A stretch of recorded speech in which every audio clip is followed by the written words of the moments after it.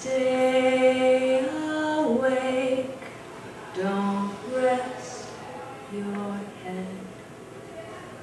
Don't lie down upon your bed while the moon is in the sky. Stay awake, don't close your eyes. Though the world is fast asleep, though your pillow's soft and deep, you're not sleepy as you seem. Stay awake, don't nod and dream. Stay awake, don't nod and dream.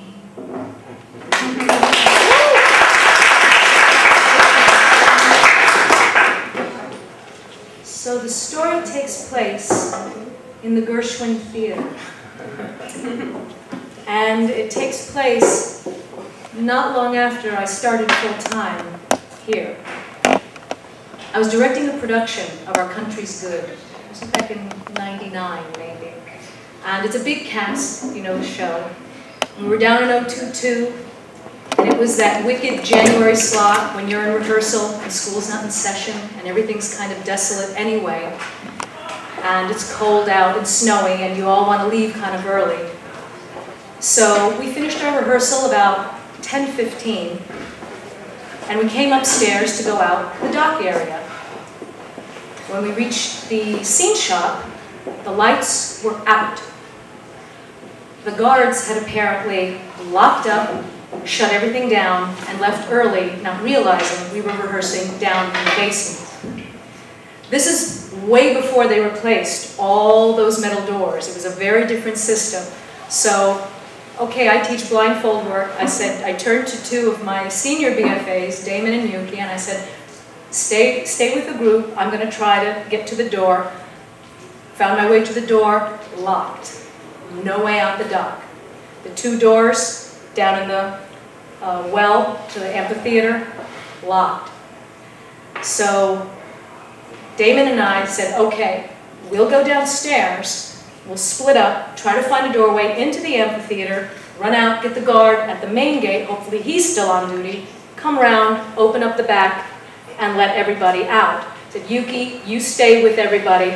And imagine, pitch black, but of course everybody had huddled at that point in the well area where there was light. So Damon and I went downstairs, and I said, all right, you go down towards, back towards 022, and try to look for something up through Whitman. I'll go down towards Levinson Hall, down that corridor. And it's late, your mind's doing its thing anyway. And so I'm walking slowly down the hall. And again, I wasn't here that long, so I didn't know those catacombs down there very well. And I went down the hall past where Mike Hairston's office is, and I got just around that juncture, and I heard boom, boom, boom, like somebody knocking on a door. And I thought, oh great, Damon found something, he's knocking. And I called out, Damon! Nothing. And I ran into that next leg of the hallway, and I heard boom, boom, boom again. And the first door that caught my eye was the door to the tunnel. And if you've not yet been in the tunnel, I had only heard about the tunnel at that point, and I went, oh no. Oh no wasn't the exact words I used, but I said, oh please, don't be pounding from somewhere down in there. It is dimly lit, it is filled with garbage, there are creatures there. I mean, there are real rats and things in that. It's that tunnel that goes under the amphitheater. And I started to slowly step towards it, really dreading. And then I heard behind me. And I turned, and I hadn't realized that little stairway that is on that jog to the left, and that big gray metal door. And I yelled out, "Damon!" I said, "Great, I don't have to go into the tunnel." And I heard boom, boom, boom again. And I ran up the stairs, and I pushed the bar on the door, and I opened it. When you know what I'm going to say, there was nobody there. And I very weakly just said, "Damon?" And imagine, again, winter, January, in the amphitheater, pitch black. So I legged it up the amphitheater, around to the main gate, got the guard, went around to the back of the theater. By the time we got back to the dock area, somebody had found the light switch for the scene shot. Lights were on, everybody got out.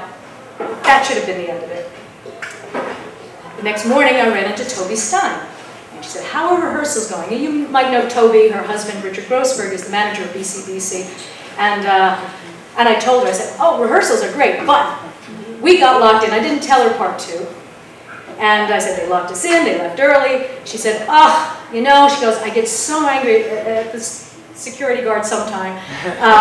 And she said, "You know," she goes, "if Charlie Lamb was still working here," she said, "that never would have happened." She said, I said, "Who was Charlie Lamb?" She said, "He was a custodian who worked late shifts." She said, "and he loved the students, and he loved the theater department, and he would always stay late to try to sit in on some rehearsals and such."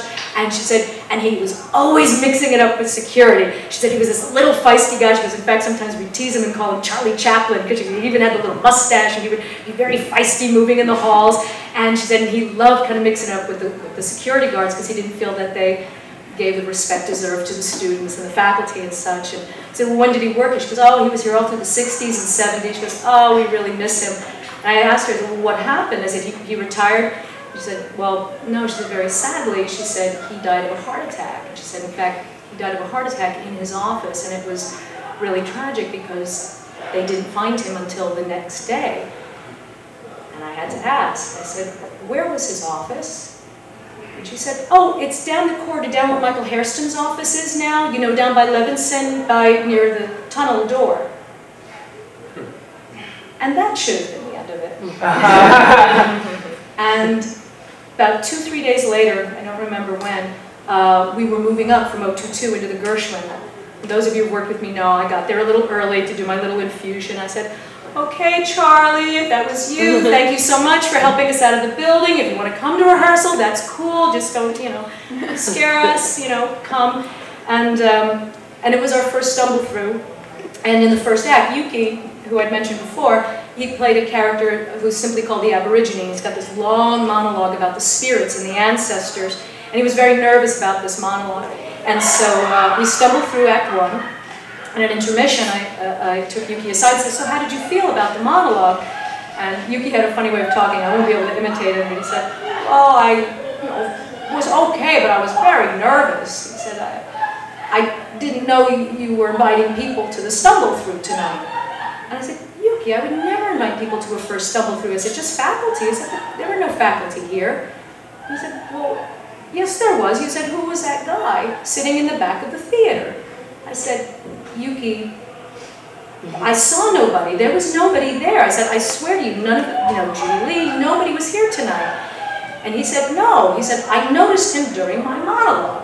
He said, "When I was getting to the end of my monologue, he stood up." He said, "I got nervous. I thought, oh, will he applaud? Will he leave?" He said, "And after I exited," he said, I peeked out to see if he had stayed." He said, "But he was gone."